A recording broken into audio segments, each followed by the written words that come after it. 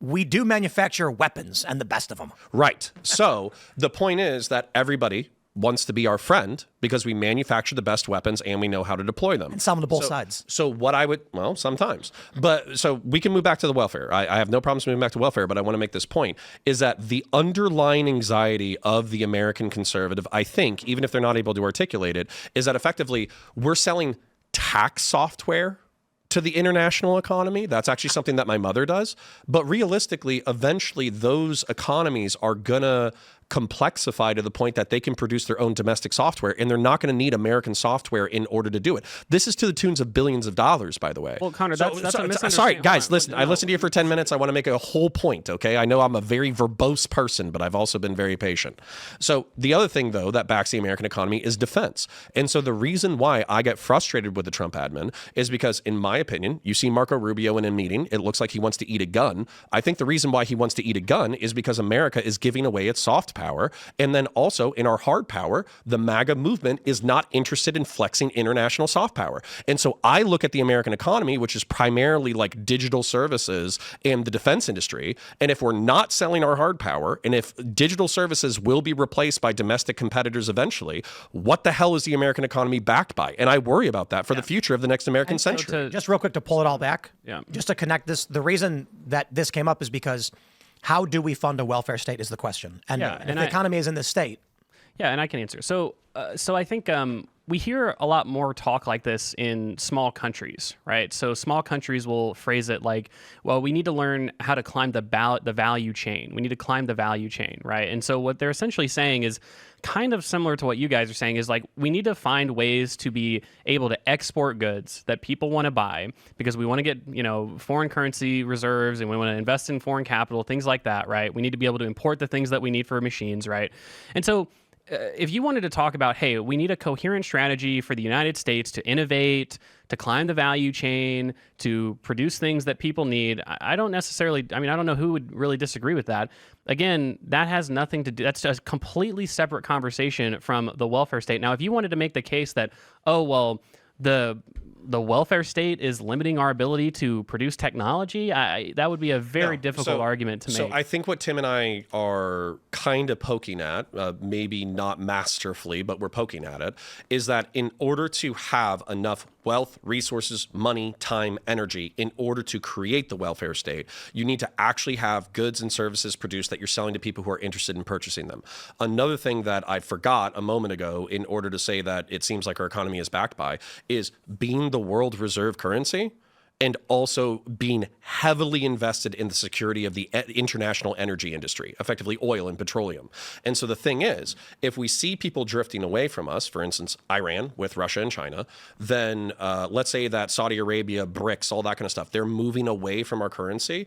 And this is, again, where I get frustrated with the current administration, is that it seems like we're hurting ourselves and potentially these precarious things on which the entire American commercial empire is built is kind of like the floor is being pulled out underneath us. Now, if we want to move back to welfare to just like, how do we create this kind of thing? And we just want to say, we are going to make enough money that we can tax in order to create a welfare state. What does that look like? We can do that. Small point. But I'm just saying, this is the underlying anxiety. Well, but I don't think the anxiety is totally relevant. So for instance, there's only one country where we have, a global reserve currency, right? It's America. America has, the global reserve currency, right? Now, obviously, a lot of other currencies are held in reserve. America just dominates that, essentially. Mm-hmm. Now, when we look at all these other countries that are not the global reserve currency, Australia, Norway, the UK, New Zealand, they have huge welfare states, right? They have bigger welfare states, more expansive welfare states than America does, right? And so when we try to link these two arguments and say,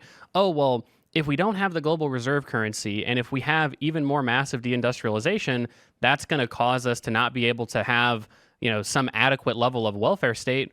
Why don't we see that in all these other countries? Well, dude, this is where I get pissed at MAGA. I'm sorry. This is where I get pissed at MAGA, is the reason why all those countries that you just listed, I think, are comfortable with the United States as the global reserve currency is because our involvement in the energy industry internationally, our involvement in security internationally, and they look to us as the world leader. So that's where I get pissed at the current administration because it feels like they want to give away our position. And then I think that eventually, if it got bad enough, there would be these orbiters orbiting nations that would say, why are we deferring to the United States? They're psychotic and they're giving up their power and they're screwing us over.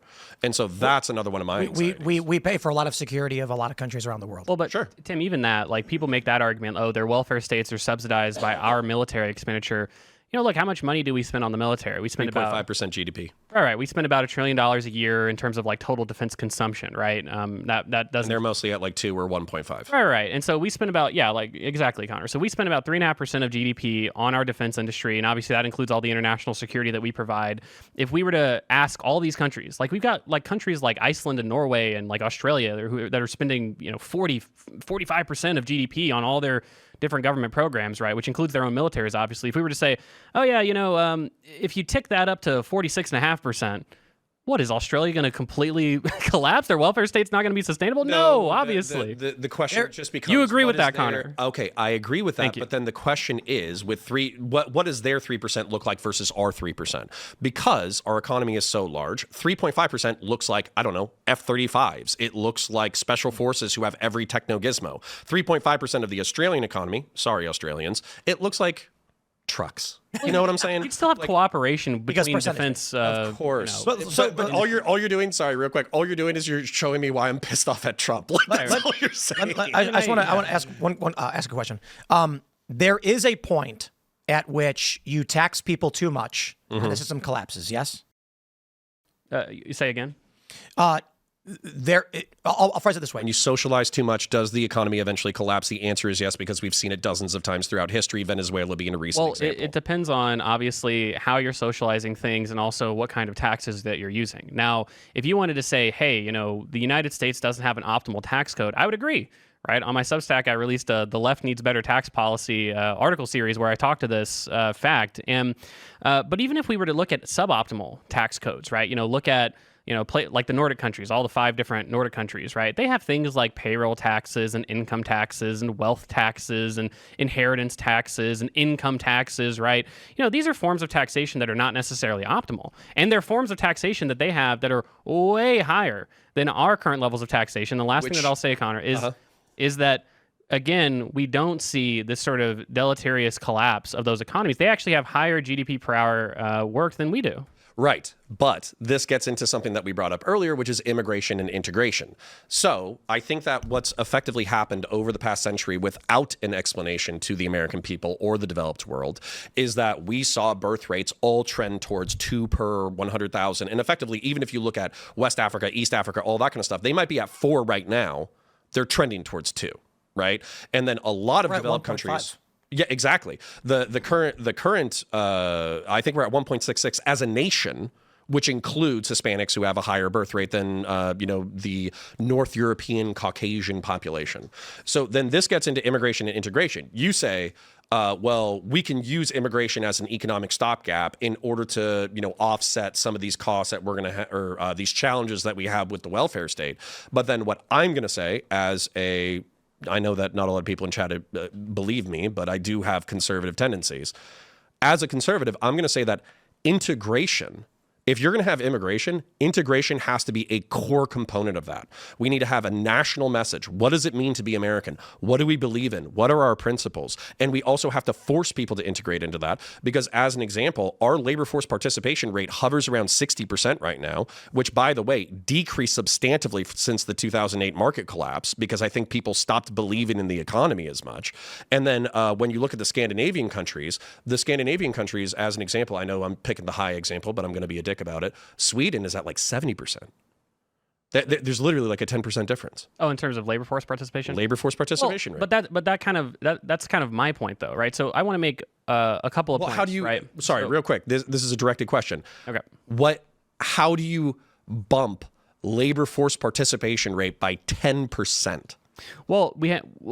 So you've kind of fallen into one of my points, right? So that's what I was going to say was that.